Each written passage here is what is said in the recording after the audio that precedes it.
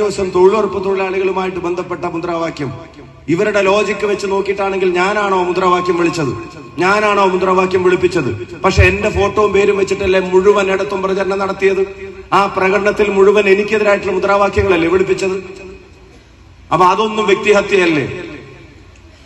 അതൊക്കെ രാഷ്ട്രീയ മര്യാദയാണോ?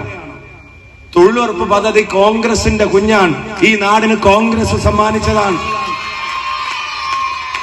ഇനി തൊഴിലുറപ്പ് പദ്ധതിയിൽ ഉൾപ്പെട്ട പ്രിയപ്പെട്ട അമ്മമാർക്ക്, ചേച്ചിമാർക്ക് 400 രൂപയാക്കി അവരുടെ കൂലി വർദ്ധിപ്പിക്കണമെന്നുള്ളതാണ് നമ്മുടെ തീരുമാനം. കോൺഗ്രസും ലീഗും അടങ്ങുന്ന ഇന്ത്യ മുന്നണിയുടെ തീരുമാനം.